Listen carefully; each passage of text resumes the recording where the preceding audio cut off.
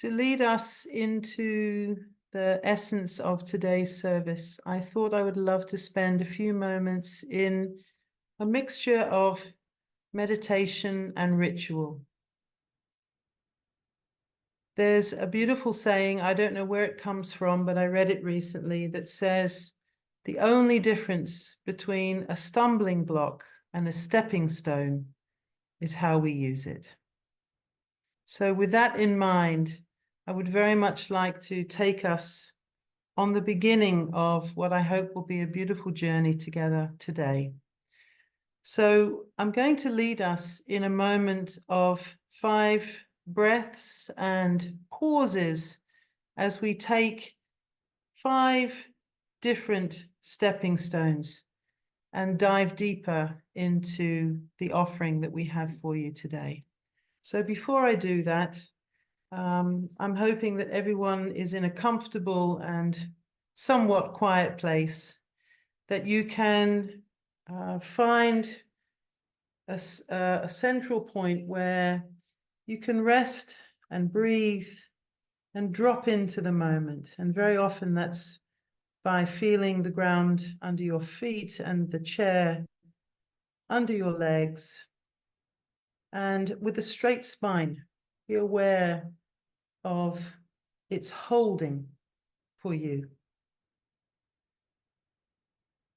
And that there in the center of our spine is our lungs that give us, without invitation, they just ask for our cooperation, the breath in and the breath out.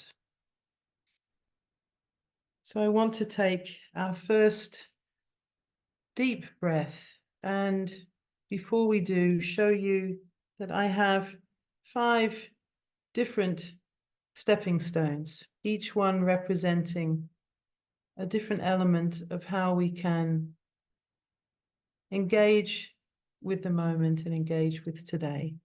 So this beautiful first stepping stone, I would like to dedicate to know thyself.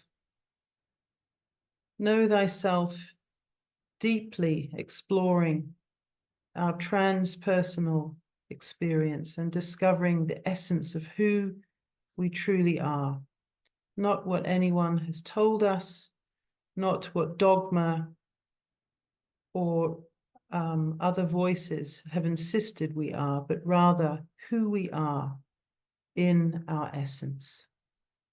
So as I take and place this first stepping stone, let's breathe together into know thyself.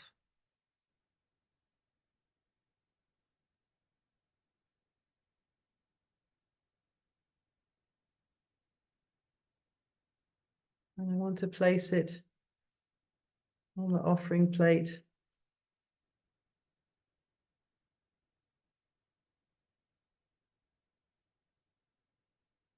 And the second one, I want to share with you this beautiful, dark, complex stone, which we will call still. To know stillness, be able to find in every day, especially in the moments of anxiety or sadness or confusion or pain, be able to access that in a growing measure. The stillness which many have called the great revelation. It's the place where we can engage with the breath and engage with that which is beyond us. And stillness, of course, as we know, is the doorway to hearing the wisdom of our inner knowing. So as I place it, let's take a breath in and acknowledge the great stillness and welcome it into our lives and into this moment.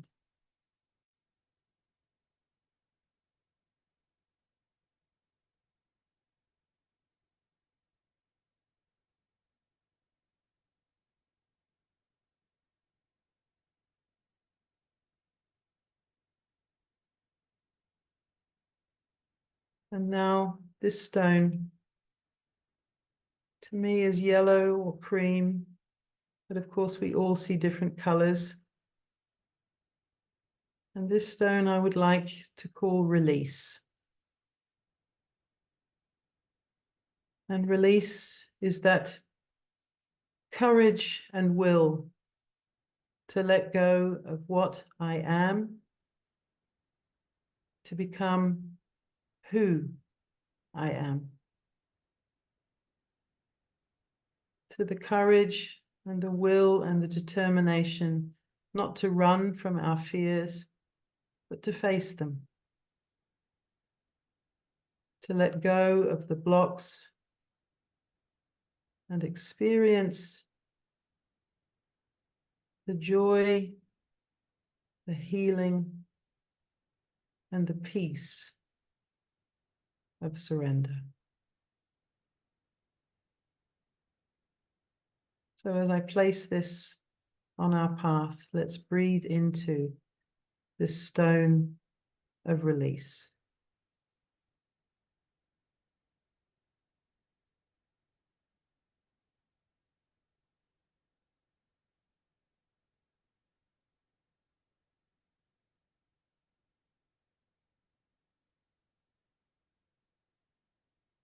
And then our fourth stepping stone is one that last video just reminded me. It feels almost like what it looks like to see the earth from the moon side, or the ocean, or the sky, the speckled blue. I want to call this stone believe. And to those who believe, the wisdom is that there is no explanation necessary. And to those who do not believe, then no explanation is possible.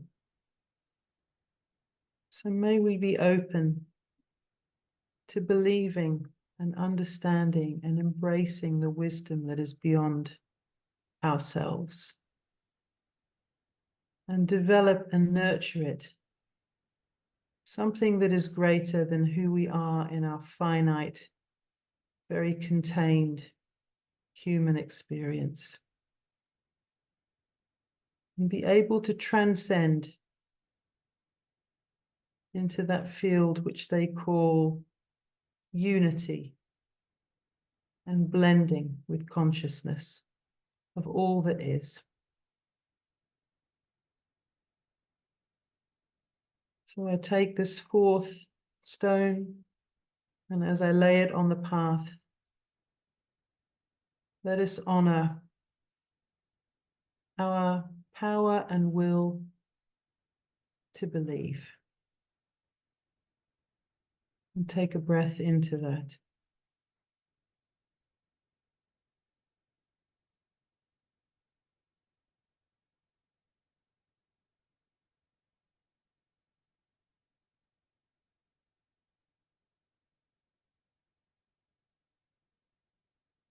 And then our fifth and final stone, this beautiful jade, quite a spiritual and sacred stone to so many indigenous peoples, including the Maoris with whom I grew up with.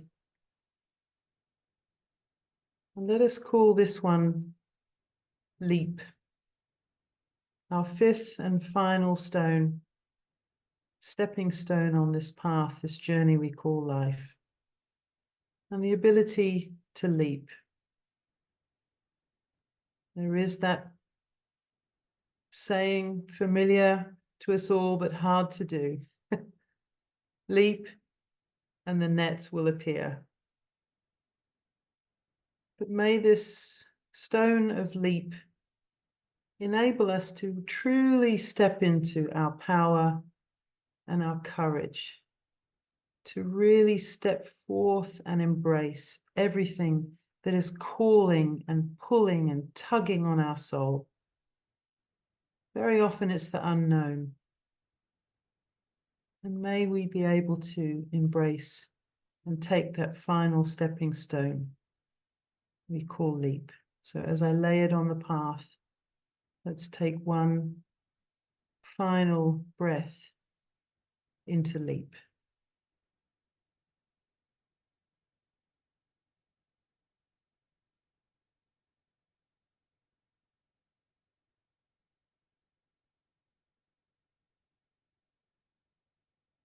And if I can, I would love to share with you what this path of today and tomorrow might look like.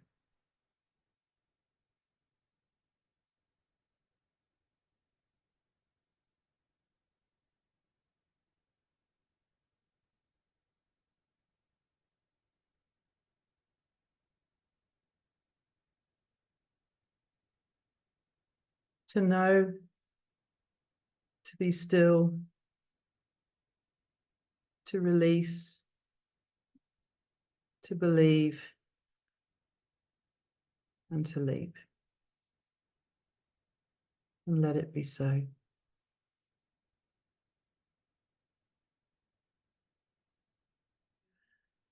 So, with that beautiful imagery of opening up the center of our hearts, whether you're standing or whether you're sitting, I just invite you to really just open up your arms and feel the openness of your chest, just opening up, and just rest there for a couple of seconds. Feel the beauty of your open arms. If you feel you want to raise your head, just find that comfortable place of just resting with an open heart and an open chest.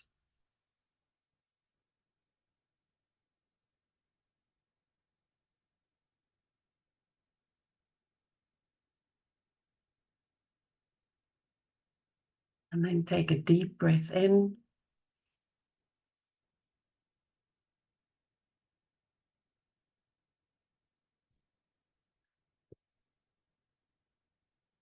And you know, it's in that place of an open heart. It's in that place of an open heart where story arrives for me. It's a place where I open and I wait and I listen in stillness just to see what arrives. And so as I greet you all and I thank you for having me here, Pippa, I bring to you a story that is very much alive in my heart, a story that landed in one of those times of openness. So I bring to you Fatima and her longing.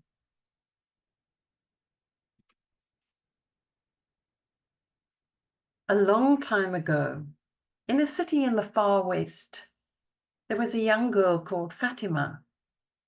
And Fatima lived with her father, who was a prosperous rope maker. And he was known to make the strongest, most beautiful rope. And over the years, as she sat by his feet, she learned the secrets of rope making. And she grew up learning all sorts of things from her father. And as time went by, he accumulated a wealth of ropes until one day when she was a young woman, he said to her, Fatima, I want you to come with me. It is time now. It is time to travel. We are going to take all the ropes we have made over the long months and years, and we are going to sail, and we're going to sail in the islands of the Mediterranean. And you are old enough now, so I want you to come with me. And so it was that Fatima set off on a journey with her father. And they went from island to island in the Mediterranean, selling rope, and she learned the business of things through her father, watching what her father was doing. And while they were on their way to Crete, sadly, a big storm blew up. And before long, the boat that they were traveling in was crashed and smashed. And she found herself washed up on the shores near Alexandria. She was bereft to find out that her father had died in this journey. Can you imagine finding herself in a foreign land, and there she was, picking herself up on the shores of Alexandria, not knowing where she was, she did not belong, and her heart felt broken. She had lost her beloved father. She was bereft. She was alone. But thank heavens, a family who was on the beach, a family of cloth makers, had found her. And their hearts went out to her, and they picked her up, and they invited her into their home. It was a humble home, but they invited her in, and they began to train her in the ways of cloth making. And so over time, with their love and being able to live in humble abode with them, slowly, slowly, her heart began to heal. And there were times where she would remember from her childhood the poetry that her father and mother had shared with her, or she'd remember the songs that they would sing, and she would bring those back, and she'd move to the songs she remembered and the poems she would say, she would remind herself of, and slowly, with that and the care of community, her heart was slowly restored, and she found her way in a new way of being, a second life. And so she settled there, and she made cloth with a family. And one day, down to the shore she went, and she must have been looking for shells or just being at peace next to the water's edge. And so it was a huge shock to her when all of a sudden she was grabbed. She was grabbed by bandits who had traveled across to Alexandria to steal people away and take them as slaves back to Istanbul. And once more, she felt herself being ripped away from something that was familiar and places that she loved anew. And all of a sudden, she found herself in a world that was so unfamiliar and so frightening, she did not know where to turn.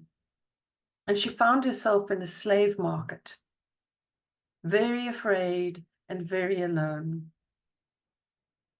And that particular day where she was brought into the slave market with the bandits, hopefully, slave masters, hopefully wanting to sell her on, well, there before her stood a man. And he looked at her and he felt a real empathy in his heart. She was a young woman, and he began to be afraid for her life. He was afraid of who might buy her and how badly she might be treated. So the best thing he could think of to do was to actually purchase her himself so that he could show her a kindness. And by purchasing her as a slave for his business, he at least could give her a home and be kind and caring towards her. So he decided to bid for her and buy her, and thought that he would bring her home to be a slave for his beloved wife. And so it was that Fatima was bought as a slave and taken back to this man's home in Istanbul. Now, when he got home, he was absolutely shocked to see that his business had been broken into and that everything had been stolen, for he was a mast maker. He would make beautiful, strong, sturdy, straight wooden masts that would hold up sails, and he was devastated to find that everything had been plundered and stolen. What was he to do? So instead of giving his wife this slave to look after her, he realized that they had to pool all their resources, and the wife and Fatima were drawn into the business where they had to work together to survive. And so over the weeks and the months that ensued, well, Fatima learned how to turn masts, how to work out the length of wood that was needed, how to order the wood, how to manage the wood, and bit by bit they restored the business. And over time, the man in Istanbul grew to trust Fatima. And so one day he said, Fatima, you have been such a help to us, and I am going to gift you your freedom. You are welcome to stay with us. You are welcome to continue to work in the business, and I will teach you all that I can. And so there she found herself once more over all this time, a place where she had found unfamiliar people and unfamiliar cultures and religion. She had found a home where she was welcomed and loved, and her skills grew even more. And Fatima grew even more skilled and matured as a really very special young woman. And so it was no surprise that this business owner one day said to her, Fatima, I'm getting older now. And because I trust you and you are so efficient at everything I do, you are ready now to take our goods and to set sail for India. And I want you to sell all our masts. There is a high demand and I want you to sell it all. Can you imagine how empowered she must have felt as a young woman? She had learned things along the way. She discovered she had a resilience in her. She discovered she had imagination and creativity. And much as she longed for those she had loved, she realized that she had a strength deep within. And she realized that when she called on the songs she remembered and the poems and the different cultures and the different religions along the way, she realized that she found strength and wisdom and peace in that. So she was ready for the next part of the journey. She waved goodbye to this family who had taken her in, and off she set sail with a boat full of masts. But we know these stormy seas can be very unpredictable, and weather can be so unpredictable. And as she journeyed towards India, a typhoon blew up, and just off the coast of China, the boat was dashed and smashed. And once more, she found herself washed up on very, very unfamiliar shores. She was devastated. Is this what life was bringing her? Every time she thought that she was just recovering, something else would come and take her out at her knees. And this time she sat on the shore. She must have been spluttering and could barely get up and walk, and must have been at her wits' end, devastated with all the losses. And she put her head in her hands and she wept. She wept for everything that had gone before, all her losses, all the things that had gone by. But she knew if she was to survive, she needed to get up and she needed to find her way. And so on very shaky legs, she got up. She must have shaken her wet clothes out that had started to dry in the sun, and she looked around. Nothing was familiar. She didn't even know where she had landed. And she thought, well, I need to just find some people, find out where I am, find out where I can go. I've done this before. Let me find a new path. And so she began to walk. She began to walk inland. Now, what we don't know is that there was an emperor in China at that time. Story tells us that this emperor was just desperate. He had heard that there were tents that could be made. Tents that could be made that were big and beautiful, but tents that could be packed up and travel. And because he was an emperor that liked to move around his kingdom, he wanted such a tent, one that could be packed up and then erected again. But do you know, no one in the kingdom was able to offer him the skill he needed to make such a thing that he had heard of. So the word had gone out, and year after year, servants were sent out to see, because they had been told, myth had told them, or legend had told them, that there would be a foreign person who would land upon the shores and have this information that was needed to make tents. And every year the servants went out and they scoured the village to see if there was such a foreign woman around. And just at this particular time, as she found herself slowly walking into the village, there was one of the emperor's servants. He had come to check and see if there were any foreigners, and when he discovered her, he was overjoyed. Luckily, through an interpreter, he was able to talk to her, and he was able to tell her of the emperor's vision and asked her, could she make a tent? She was about to say no, when she realized, hold on, she had all the skills she needed to make a tent. She said, of course I can make you a tent. And so it was on the strength of that she was taken before the emperor. And the emperor said to her, make me a tent. I will give you all the people you need. I will give you all the resources that you need. Make me the most beautiful tent you can. So she did. She set about calling for rope. I need some rope. Oh, no one had any rope. Well, you know, she had learnt at her father's feet. So she gathered a group of people around her, and they cut down flax, and they did the process of flax making, and soon she was making strong, thick rope.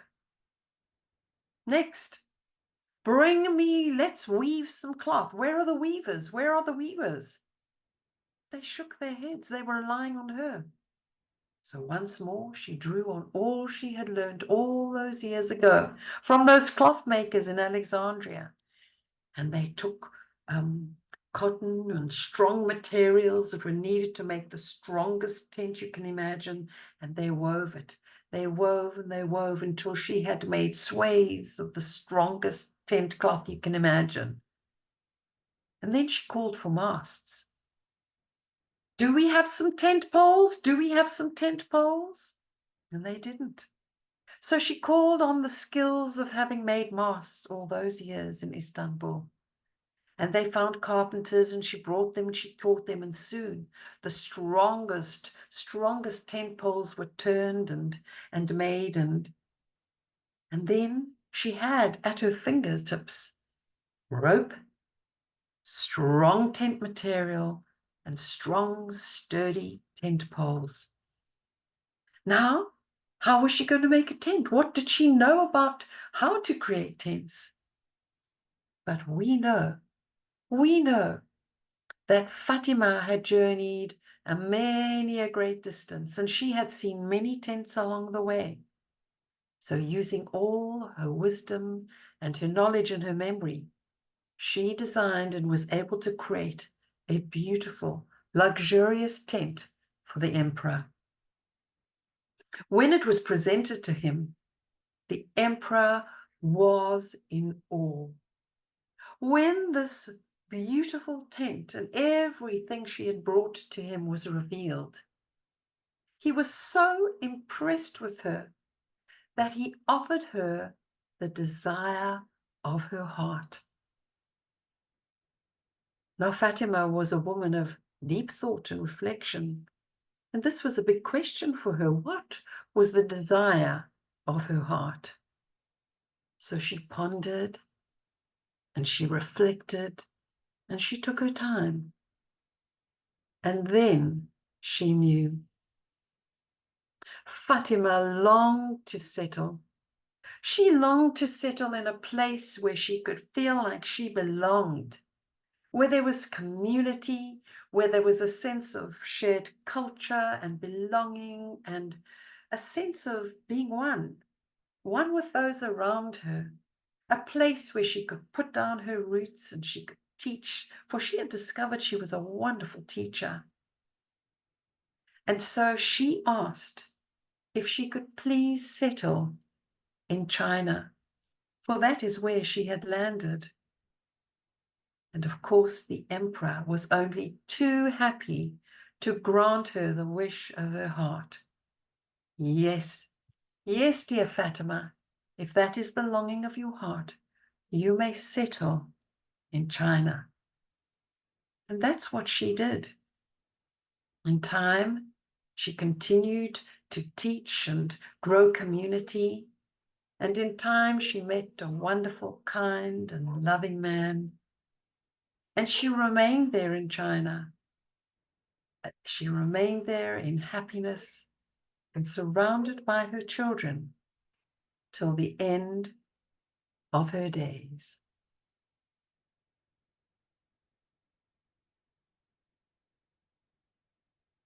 And that was the story of Fatima and her longing. And so, as I share that story with you, I'm going to invite you over the coming days and weeks just to allow that story to settle and trickle into your heart, just to allow for an opening. And I'm going to leave you just with two thoughts. I wonder what resonated with you in that story. I wonder where you found yourself in that story.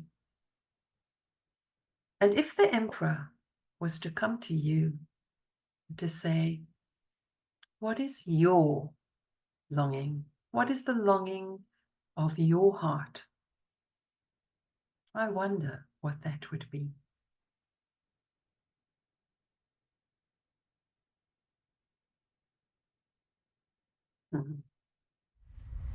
If you like this video, please like us on YouTube, subscribe to our YouTube channel, and click on the bell to be notified whenever we post a new video. Thank you.